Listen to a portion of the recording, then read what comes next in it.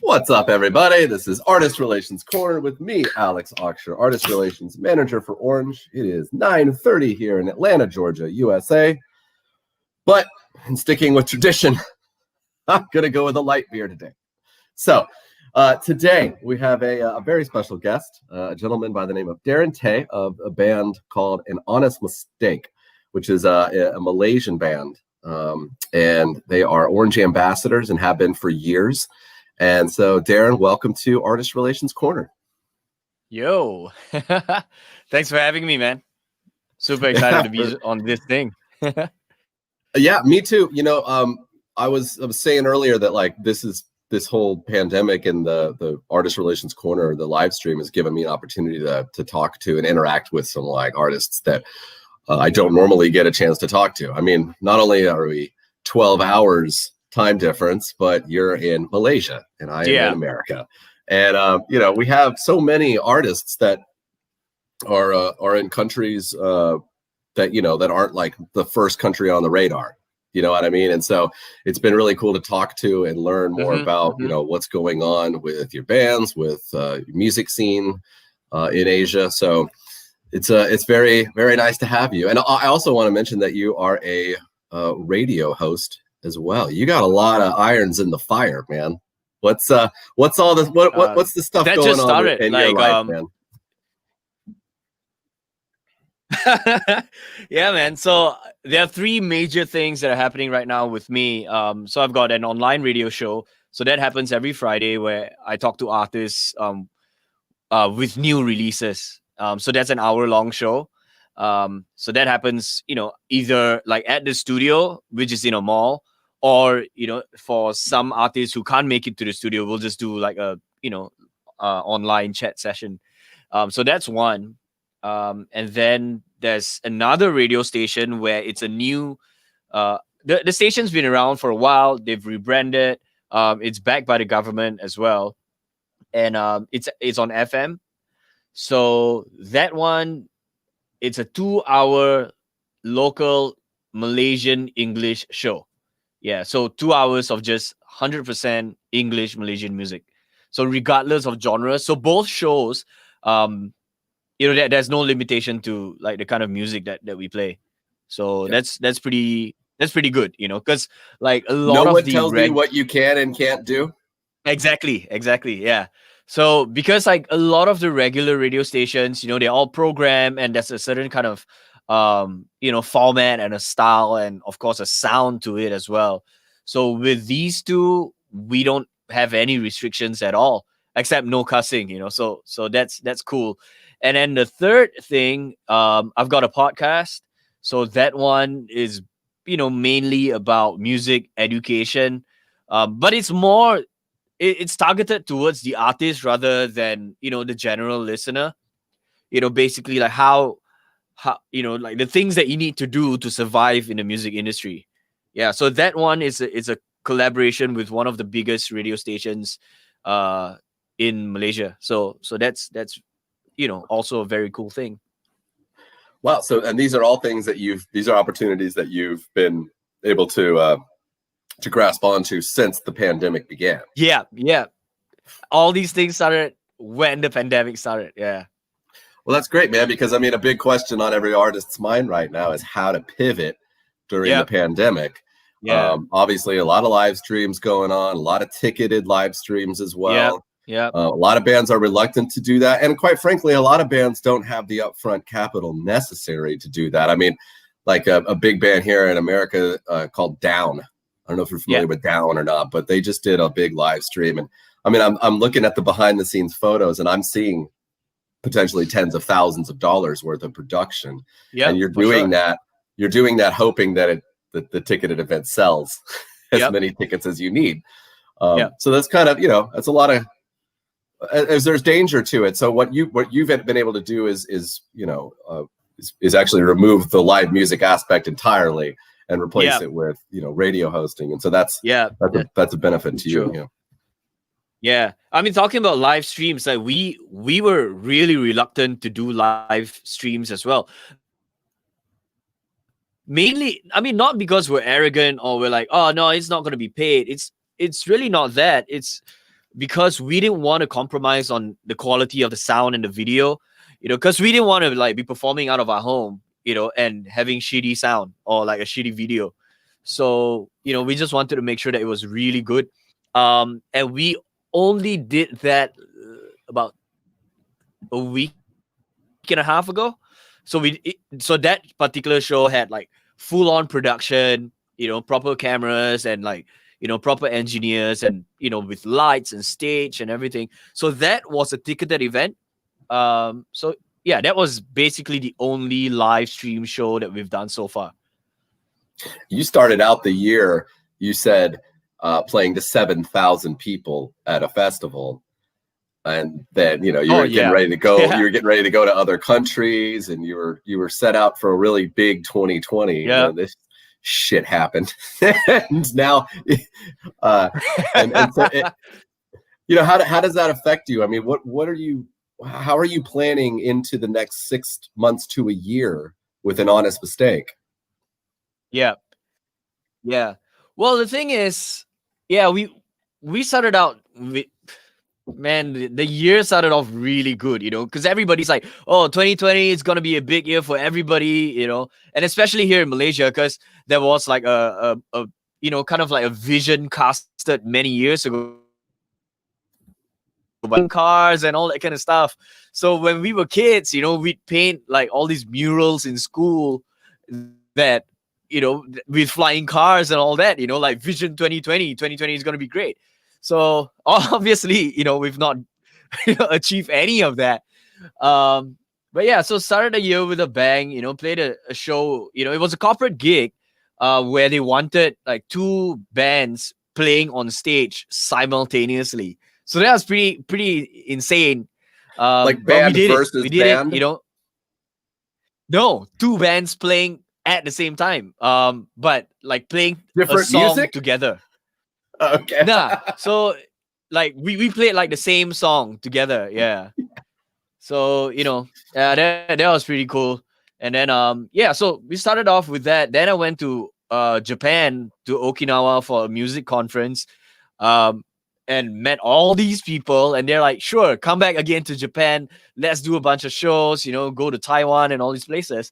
And we're like, yeah, sure. We were locking things down, and then the pandemic happened in March. And by then, we were like, man, what are we going to do? So, we ended up just putting out music. So that was actually what happened. So halfway through the recording session of like the new track that we just put out in June, we were tracking everything. And then it was one day before the lockdown happened. We were supposed to get into the studio just to finish up that one last session. And then it would go into the mixing stage.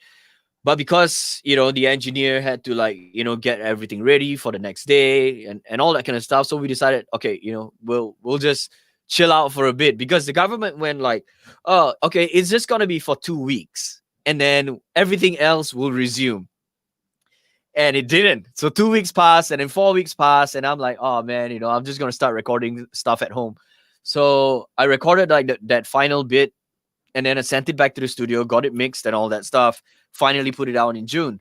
So since then, I've been writing music at home. I've got like, a Mac going. So, I've been just making demos and stuff, which previously we wouldn't have been able to do it this way anyway.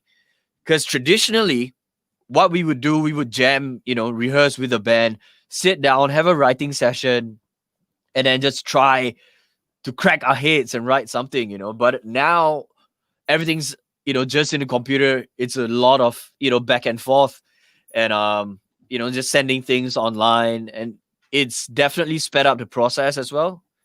So I guess like in terms of how the pandemic has affected us, it hasn't affected us negatively.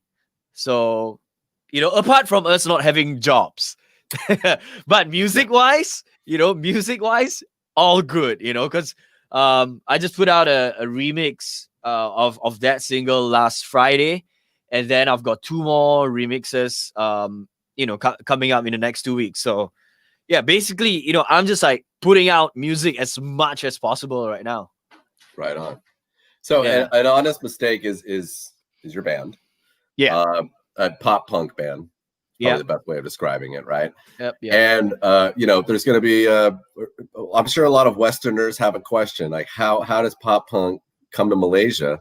How did you develop a love for those genres? And Right. how did an honest mistake come to be? Well, I started listening to, I mean, okay, just like any other kid, you'd grow up, listening to whatever your parents listen to, and then later on, the boy band era would hit, and then everybody would be into that. So right after the boy band era, my brother started getting into punk. So he started listening to, Lagwagon, NoFX, MXPX, and Pennywise and bands like that. And I was like, man, this is good stuff. So I started, getting into it, and then came the whole emo era, bands like Taking Back Sunday and Dashboard. So this was an older brother. Older brother, yeah. So that makes sense because he liked the late 90s skate punk stuff. Yeah. And you were younger, and then you came in when the emo stuff started hitting. Yeah, exactly. So so basically it started from there. I was really into emo, and I'm like, let's do this. Let's start a band, because my brother was already in a band then. So I would, go to him to shows, and, I'll be his tech and stuff like that. So, and that's kind of how I got involved with the music scene as well. And then later on I figured, okay, I'll start a band myself. In fact, like my first gig as an honest mistake was actually at my brother's gig. So he had played a gig. And then towards the end of the show, I asked him if I could, speak to the organizer and if I could play the show. And then he's like, yeah, sure, go ahead. Spoke to the guy. And the guy was kind enough to let me play 2 songs. And that's what I did. That's awesome. Yeah. So I played 2 songs, and that was kind of how it started. So that was January 2008. Oh, wow. Okay. Yeah. Yeah. Well, then I'm your older brother in this case then, because my favorite bands were Lagwagon and NoFX and all of those. But so you mentioned earlier that you, when you guys moved to electric, that you really took like Fall Out Boy and 4 Year Strong as influences. So tell me about those bands. What made you? What do you like about those bands? Yeah.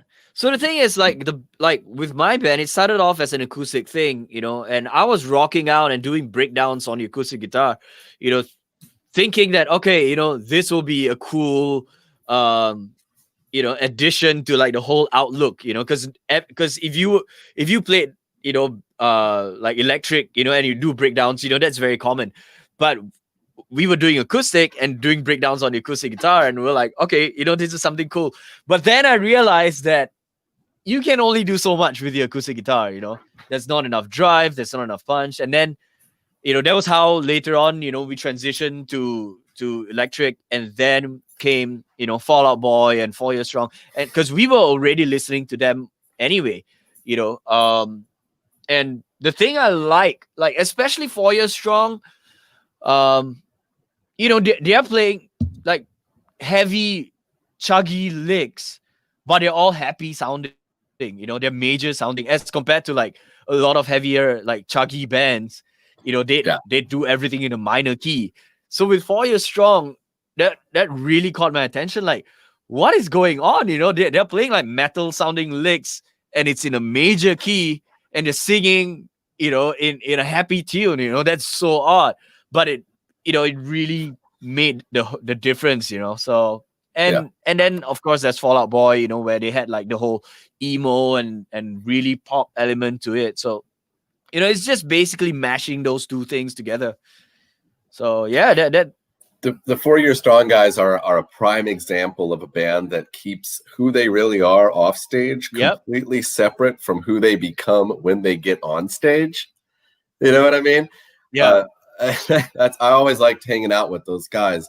But they're so relaxed and so chill, and then all of a sudden they hit that stage and they are just energy.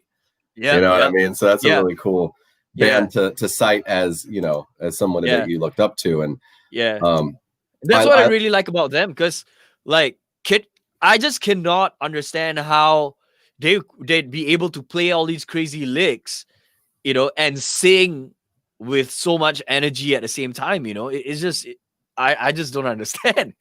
Yeah. Yeah. So yeah, it's because they're not drunk and on drugs. That's how they're able to do it.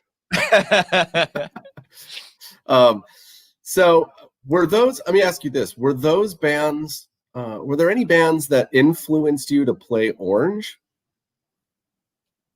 Or did you come into Orange a completely separate way? I came into So I came into Orange like completely separate. Like I just like the first thing about Orange. I was attracted to the color. Because when I was a kid, orange was my favorite color, and Me too. Yeah, and when I would flip through the magazines like Guitar World and Guitar Player and all that, where magazines that my brother had. So, and I'd see all these ads, these giant looking orange amps, and they look so impressive. And and that was kind of how I told myself, like one day if Orange ever came to Malaysia, I'm gonna play an orange amp. So after I had started playing, so I got the OR15 and the 212 open back cab. So that was actually my first amp, and then later on I got the dual Terra, the Jim Root cab and head. The head and cab, and it just developed from there. It was only later on that I realized the guys from Fall Out Boy and For Your Strong were using orange as well. Yeah.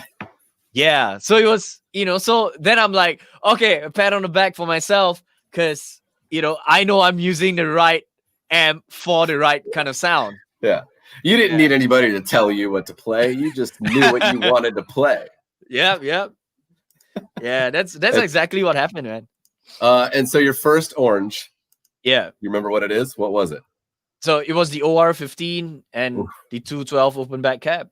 It's a great way to come into Orange. That OR15 is actually the reason that our USA repair tech started working here. He heard one in a Guitar Center and he was like, I have to work for the company that made this amp. So it's funny. So that's cool that was your first one. What do you love about that amp? So when I got that amp, I was comparing it with the Tiny Terror at that time, and then later on, with the Jim Root Terror as well. And I was like, I think I need to go for something that's 100% original orange. Of course, like the Jim Root Terror is amazing. It's hyped. Not hyped up, but it's like enhanced. But I just wanted to go with something classic. Yeah. It's like if you go to McDonald's, you want to get a cheeseburger. You know what I mean? Yeah. So you want only to get fish for me. Yeah. So that was kind of how it started. I tried it. I liked it, and that was it. Yeah. I just like how it sounded. The way it made like the licks sound thick and chunky without sounding muddy. And it's not shrill like a lot of other amps that I've played. So yeah, man, that's pretty much it. Lot of gain. You have an OR15, a Jim Root, a dual Terror, which your other guitar player uses that. Yeah. Okay. And then you've got a Brent Hines head as well. Yeah, a Brent Hines Terror and a Rocker 15 combo. How's that Brent Hines? I mean, it's a little different, right? It's a little different, man. I feel with the Brent Hines, it's a supercharged OR15. For some strange reason, because the thing is, like, at a lower gain, you can already get the crunch that you want, and then when you go higher, and then it kind of like scoops a little bit, and I think it's pretty cool. It's how do I put it? Yeah, it's just supercharged. I don't need to, like, my settings on all my amps are always the same. Gain at 12, volume at 12, and like the highs and lows are at 12 o'clock as well, but the mids, probably 4 or 5. Yeah. So yeah, It's the man, brand look, Heinz. it's an amp for a simple guitarist. You know what I mean? It's somebody that knows what they want. They Exactly, don't want to fool exactly. around with shit and Yep, buttons and all this other stuff. yep, Orange amps are for people yep. that it's like that's the sound that I wanted, and then that's all they need. Right. Yeah. So it's easy to dial in, and because I'm a straight to amp guy anyway, I don't have any pedals at all. Like the only pedal I have would be a tuner and a boost, and that's it. I don't have delays. I don't have reverbs. Nothing. Speaking So of boost, have you straight to tried amp. the orange boost, the 2-stroke? No, Okay. I Well, have I'm not. telling you, I'm Yeah. So telling you that's about it. that. You better Those. hit up So Music all Bliss. of the orange pedals. Yeah. Yeah. So all of the orange pedals I have not tried. In fact, I was telling my bassist, that he should try the orange butler, The bass butler, the yeah. bass butler. Yeah, Yeah. yeah. That's So did you see that's the one video pedal that we did for that? we. I did. It's amazing, man. It was ridiculous. So Yeah. what's what kind of bands in Malaysia right now? What's the scene look like? Who is worth pointing out? Who do you think who should people be paying attention to? Yeah. Yeah. Well, man, it's crazy the amount of bands that are coming out. Like of course, like all over the world, hip hop is taking over, and we cannot deny that. Um, who didn't used to do hip hop, even the emo kids, a lot of the emo kids, they've gone into like emo rap, so it's kind of like a transition into that, right? Yeah. So over here, hip hop is big for sure, but bands are also, like standing really strong as well. So they can go hit to hit. So there's a good amount of hip hop acts. There's a good amount of bands as well. So right now, personally, I would say there are a couple of bands that I would definitely recommend. Would be the first one would be SOG. So they're called in Malay. They're called Sekumpulan Orang Gila, which means a bunch of crazy people. So these guys are a post-hardcore band. If Issues and Woe Is Me, they sound Sure. very, very similar to them. Yeah. In fact, those guys actually won a competition where they got Tyler Carter and Michael Bond to sing on their track. Huh. So that's awesome, that man. was Actually, just got Tyler Carter one of the acoustic amps that we make. Oh yeah? No way. It's funny. Yeah, I funny you love should his bring him stuff, up. man. Yeah, such an amazing singer. Here's a link to the SOG band, just so that everybody can check them out if they want to. I think that's yes. This is a link to the band that he's talking about. It took me a second to make sure. Wait, so this band has been around for 11 years? Yeah, man, they've been around for a long time. Pretty much like, because they started really young. They started when they were like 15, and they've evolved. So they started off. They've always been post-hardcore, but only in the last 4 to 5 years where they've really shaped their sound, where they include a lot of traditional Malay instruments, so Javanese instruments as well. So it's heavy stuff, a lot of singing. I mean, a lot of screams, be clean singing as well. But the music that's like the melodies that carry the song, they are very traditional sounding, which is very cool.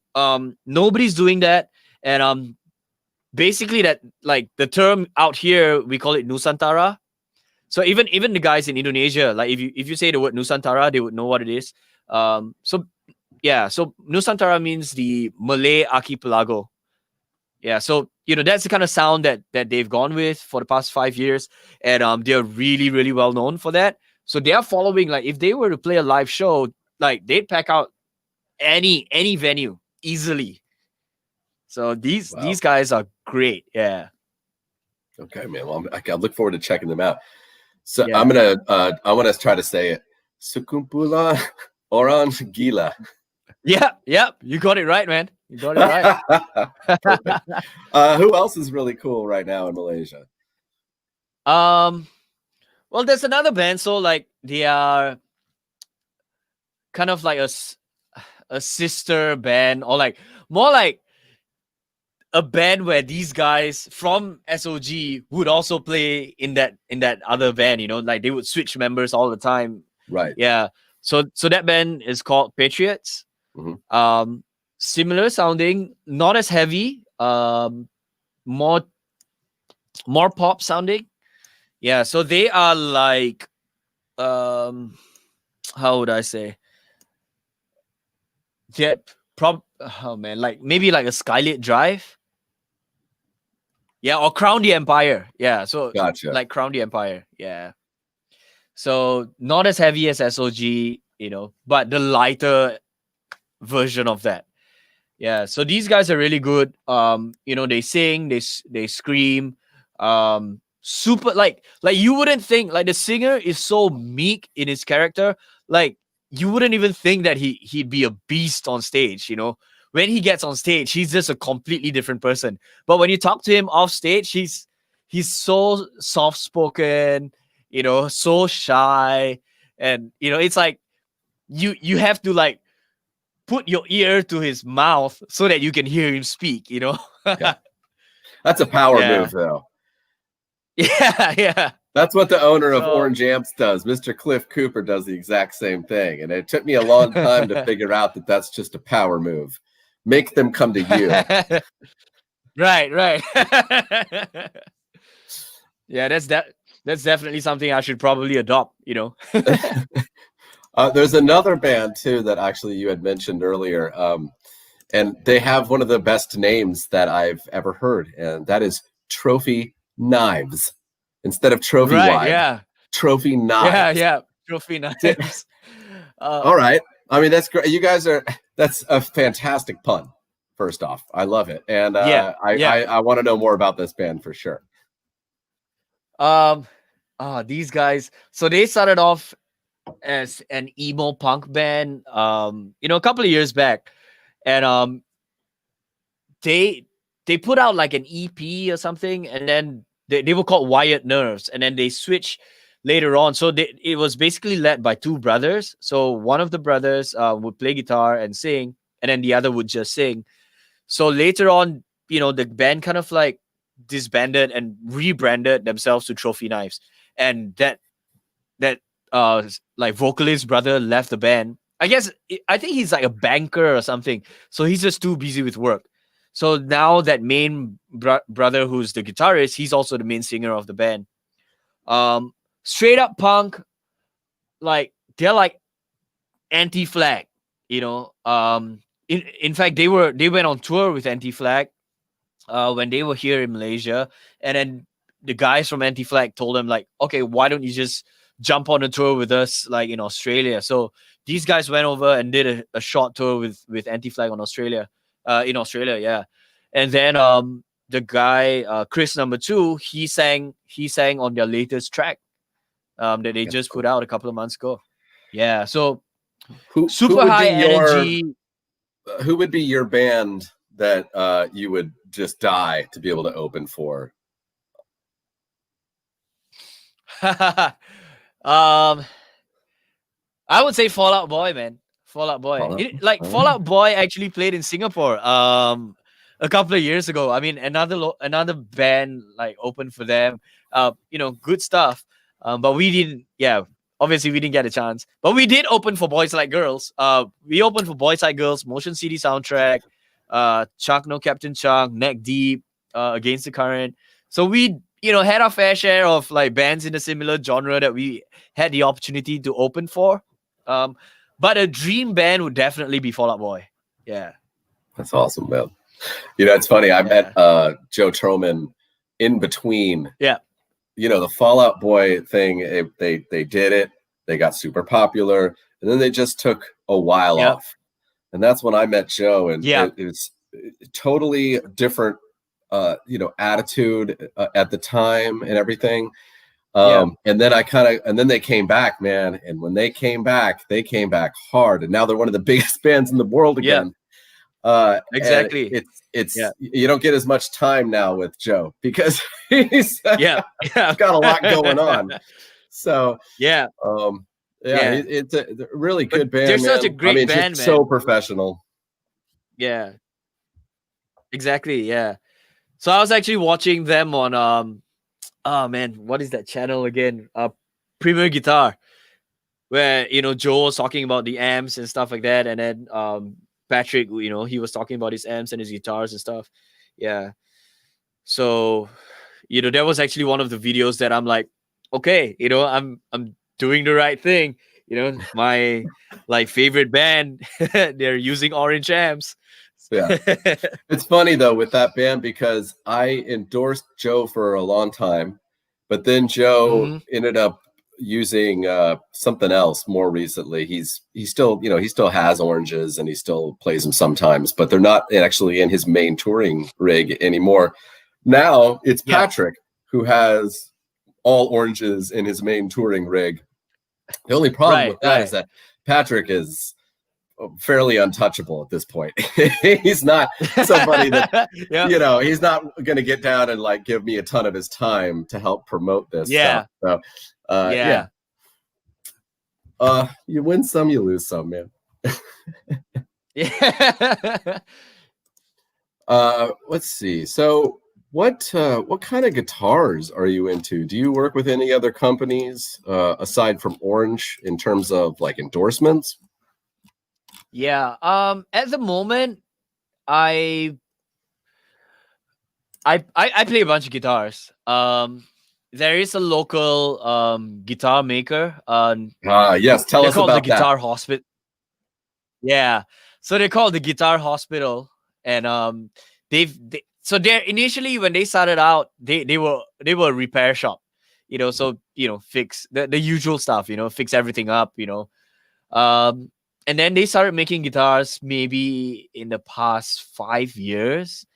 They started doing custom jobs and stuff, and it was only in maybe about 3 years ago they started having like a brand, so they're called like She Guitars.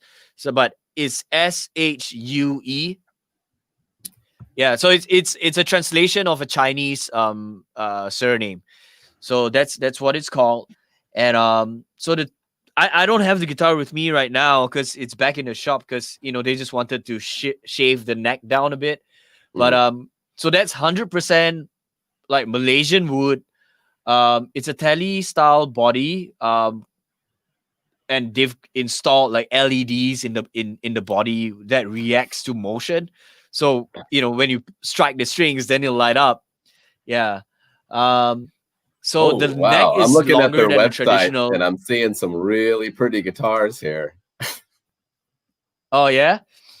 Yeah. Yeah, I'm going to pull it up on screen real quick.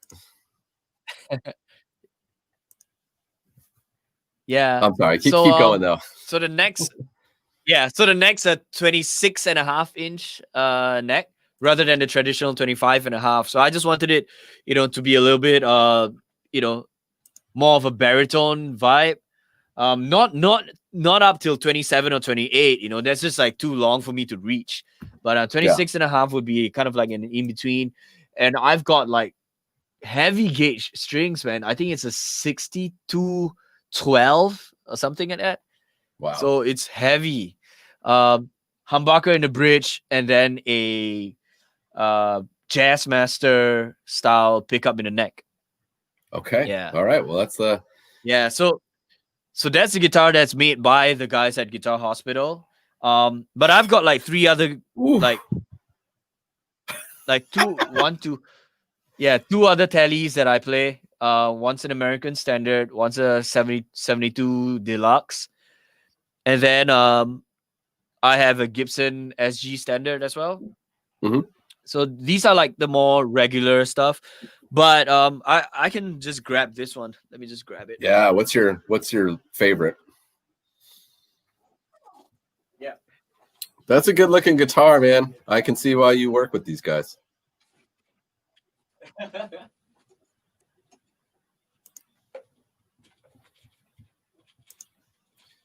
Oh, here's another This one one too. here. So this is a Chord. Yeah, so it's so this one is a Chord M Custom.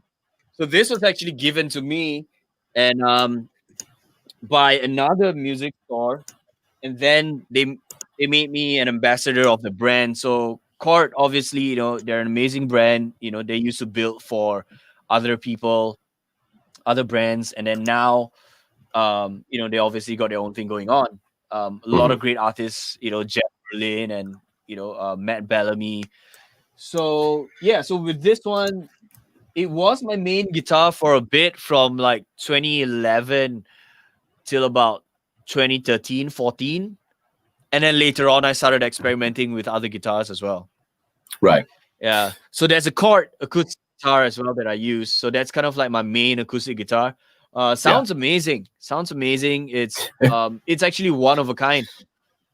It's not even available anymore. It's not on the website. It's nowhere. I think it was made specially for the guitar shop that I got it from. So yeah, so I managed to like in 2016 when we were in Korea, we did a short tour there. We met up with the guys at Chord, so we had the opportunity, you know, to go and check out like some of the prototypes and just see how they do stuff in the factory. Yeah, so it's always nice to go to a factory and see the stuff firsthand. Because when people come to Orange USA, it's just walls of boxes. Like just boxes and boxes and boxes. And it's not that exciting, unfortunately. But so She Guitars, those were some good looking guitars, man. And that's local man. to Malaysia. Those look pretty expensive. Yeah. So they start at about 5 grand ringgit. So that's about $1,200 US. Oh. Yeah, so it starts at about $1,000. So it's, I mean, like if you, it's really not that expensive. If you compare it to like a Gibson custom shop or like a Fender custom shop, those cost like $2,000 to $3,000 dollars. So this is you get to customize everything that you want, and they start from $1,000. Why not? Yeah. All right, I like to ask this question. Yeah. What is the one piece of gear you just can't live without? Doesn't have to be orange. It could be anything. What's one thing you have to have? You know what? I mean, I'm not trying to be biased, but I would say my amps, man. Like, definitely like if I don't get like the Brent Hines or the Jim Root, I'm good with the OR15, because like I realized that if you play any guitar, just put it through an orange, and after being a guitarist for a while, you kind of realize that no matter what guitar you play, your ears are tuned to a certain kind of sound that you're going for, a certain kind of tone. So as long as I have my amp, I'm good. Yeah. So I would. That was a great answer. I'll transfer your cash now. No, that's true, man. I mean, like, orange amps obviously have a very specific, very unique sound. I can always tell when it's an orange amp in a recording or on stage or whatever. You can always hear it. Yep. So, I mean, if it's that foundational to your sound, then of course you can't live without it. Yep. Yeah, that's true, man. So this, I've lost it. What was I going to do with it? If I am in a band and I want to come to Malaysia to tour, what do I need to know? Come on a holiday visa. Well, I mean, there are always ways around it, like, for example, when, like, if you're a big band like Neck Deep, obviously you would need to get like the artists like visas and all the necessary permissions and all that, the legal stuff. There's always that, which is the formal way, but the less formal way will be, just come on a holiday visa, play some shows, they don't have to be publicly, like, the thing is, like, the authorities are not going to come at you if you're not a big band. If you're like a smaller band, they don't mind. If you're like a third, fourth tier band, just come over, play the show. Nobody's gonna come and nab anybody. Yeah, because it's weird, because in the past, the guys at I Killed the Prom Queen, man, like, they came over like halfway through the set. The authorities went on stage and stopped the show and then put them in jail for a night. So wow. Yeah, yeah, it's crazy, because like they didn't get like the necessary, like, permits and all that kind of stuff. So I'm assuming like, that was a fairly large show that they were playing. It was actually at a smaller venue that could fit like 350. Yeah, so it wasn't a huge venue. Yeah. Yeah, man. So I mean, obviously, it's not the band's fault. It's the organizer's fault. Yeah. So the promoter, should have gotten all the legal stuff sorted out. Yeah. Yeah. But if any band were to come, you can just come on your own accord. Get to know some of the organizers. Get in touch with me. And it depends on what kind of scale of show they want to do. If they want to do like cafes and tiny little, like, more grassroots venues, where it's like 50 cap or like max 100 cap, I can sort them out, no issues. But if you want to do like proper ticketed, like full on promotion, full on production, then I can point them in the right direction. There are tons of people who are like doing that as well, and guys who have experience bringing in international artists. Yeah, that's interesting, man. I mean, there are certain countries, obviously, in Asia, and this is the reason I'm bringing this up is because there is a question about Malaysia being a Muslim country and how that could potentially affect. Westerners are notoriously bad at visiting Muslim majority countries. So my question, but in Malaysia, it's a bit different as far as I can tell. It's a pretty solid separation. So, for instance, from what I've read or from what I know in Malaysia, if you are Muslim, you can't drink alcohol. But there's plenty of alcohol in Malaysia, for instance. Yeah. Does that affect the music scene at all? Well, not really. The thing is, like, for example, if you're coming over from the States, no issues at all.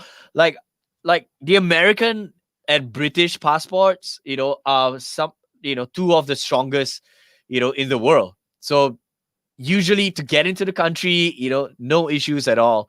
But in terms of like, if you're talking about like, dealing with people like culturally, a lot of Malaysians are very westernized, so a lot of Malaysians are actually, like, especially in the city, a lot of people are very open and very used to American culture. So it's no different at all, than being back at home. But so in terms of like alcohol and cigarettes and all that, it's openly available. I guess it's the usual stuff, no drinking in public. If you were to drink, there's you drink in the club or the pubs. So that's pretty standard. Yeah. I mean, it seems like there doesn't seem to be any sort of issue with that affecting or with Islam affecting the non-Muslims.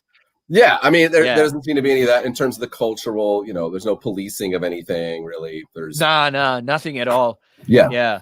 Unless like if you are dressed in like traditional like Muslim like attire, and then they would assume that, oh, okay, you must be Muslim, and if you're caught like drinking, like the authorities would probably raise a question like, oh, but then again, if you're coming, that's really interesting tourist, though.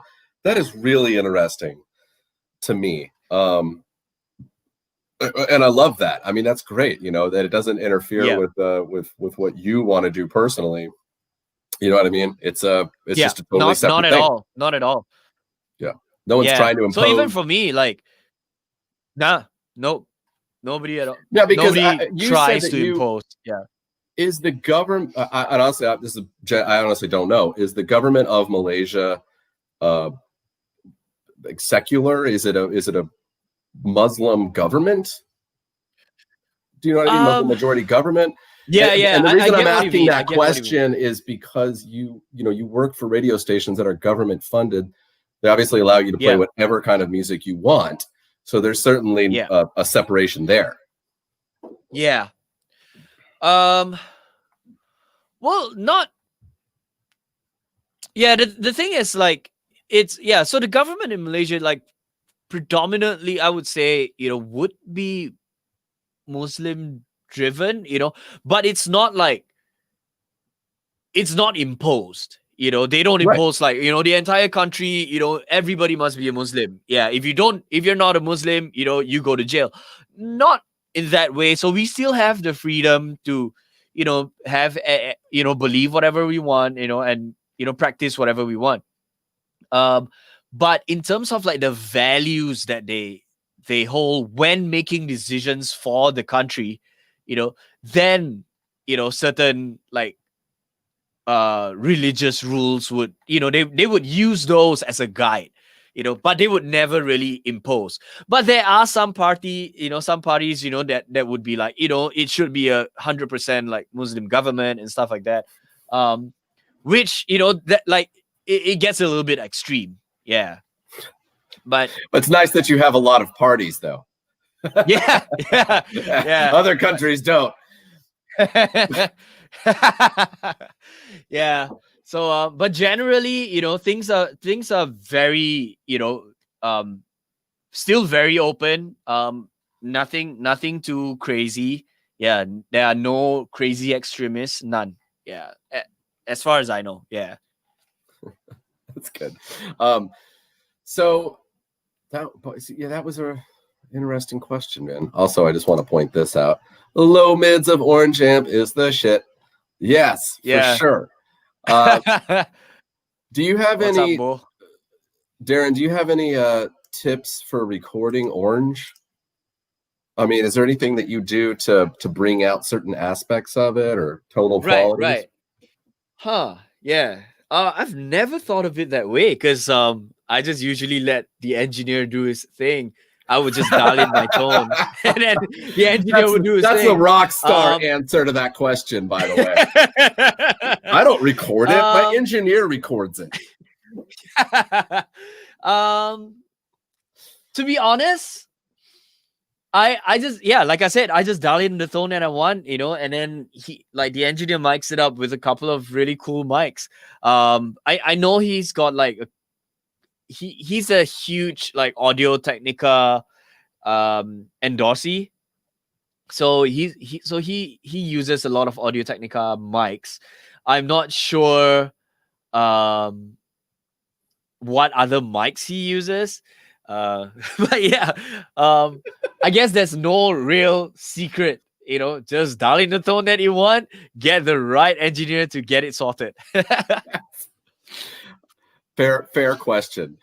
Spoken like a true rock star. Here's a good question for a rock star. Darren, what's the craziest on stage story you have? Craziest on stage story. I have too many, but let's start with last year. So last year we played a show. It was a launch of a new product for Tiger Beer. So it was a beer launch, and I had swung my guitar, and the hits that the tuning pegs hit my bassist, and it basically just cut him up like right across his arm. And you know how the string trees and all that kind of stuff, like this, the leftovers of the string, just like dug into his skin. So that was actually quite brutal. Yeah. But just bleeding everywhere. Just bleeding everywhere. But luckily it was the last song, and then as soon as we were done, we just cleaned him up. But apart from that, in 2010, I played one of the biggest rock festivals. It's called Rock the World. It was a 10-year running at that time. 3 stages. it was kind of like a Warped Tour, you know. So it was our last song, and I was only singing on that song because we had our tech at that time who took my guitar, and he played my parts, and I just climbed up the scaffolding, like the truss, and as I was climbing up, the stage manager was signaling like us, like, or at least me, to come down. And I was like, it's a rock show, man. Like you can't have a rock show without doing crazy stunts. So I climbed up the truss, and while I was up there just singing, halfway through the song, the stage guy signal the front of house to just mute everything. And it was so weird. Yeah. So, and everything just shut down. We came down, and then the stage manager, he just went crazy. He just started screaming, like, what the hell are you doing? And all that kind of stuff. So that was actually one of, the craziest stories. Yeah. I love it, man. But in 2010, I did it again. I did it again at another event. That one, like the organizer just went ape shit. Like, what the hell is he doing? But they didn't mute the front of house. They just let us continue playing. Yeah, man. There's nothing better than an artist successfully climbing the scaffolding and coming back down. But really cool when they fall. So that's rock and roll. I mean, actually, that reminds me of the first time that I ever met Sid from Slipknot. So like the DJ Starscream. It was like 2009, and I'm backstage, and this guy comes up. I honestly didn't know who he was because I didn't really know them that well without their masks at that time. Yeah. And he comes up on like an old person scooter, like a little scoot around thing. Right. With the basket. Yeah. The basket's full of Red Stripe beer, and he's got like a pocket, and it's just full of blunts.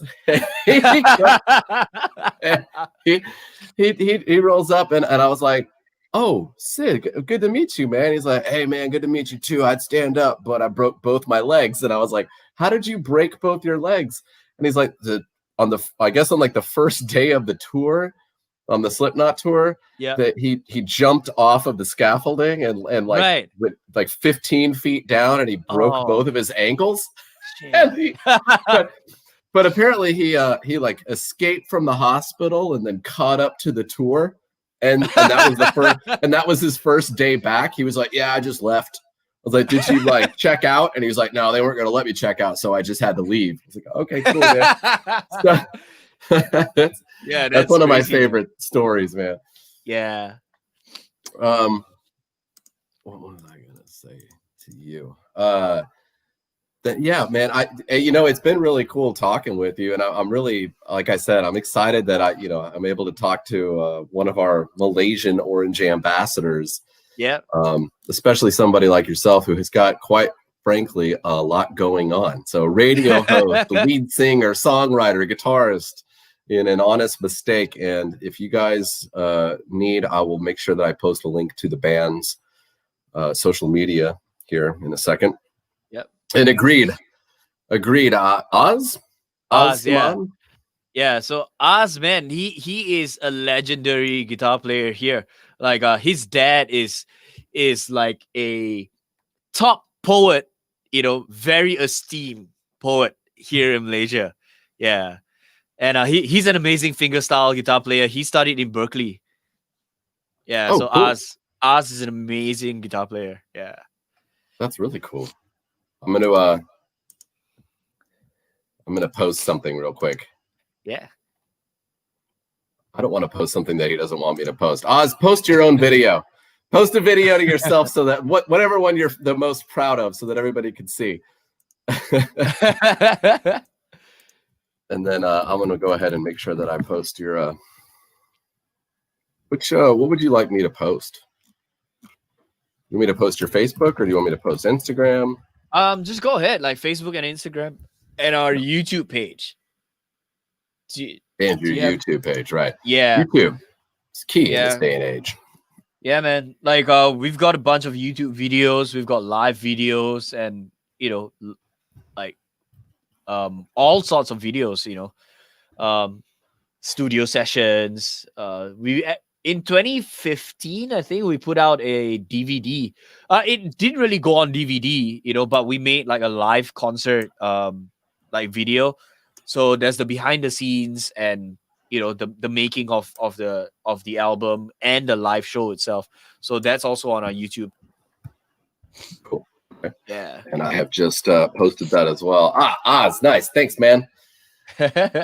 So apparently, if you want to check out really rad finger picking style from Malaysia, check out Oz Samad's YouTube video that he just posted in the comments. This is really cool. I mean, again, man, like I don't get a chance to talk to bands enough that are from on the other side of the world. So it's really interesting to hear what's going on in Malaysia, and I really enjoyed talking to you, Darren, man. So thank you so much for being here on Artist Relations Corner. Man. Yeah, thanks so much for having me. Like, really appreciate it. For sure, man. All right. Well, thank you guys all for tuning in, and I believe we will be back next week or the week after with I think actually Matt McJunkins from A Perfect Circle will be here next week, and then the week after is going to be Ed Stasium, who is considered the fifth Ramone. He was the producer engineer for the Ramones and Talking Heads, the Smithereens. Nice. That's for a little promotion. So, all right, man. Thanks again, Darren. I really appreciate your time. All right. Thanks so much, man. Bye, everybody. All right.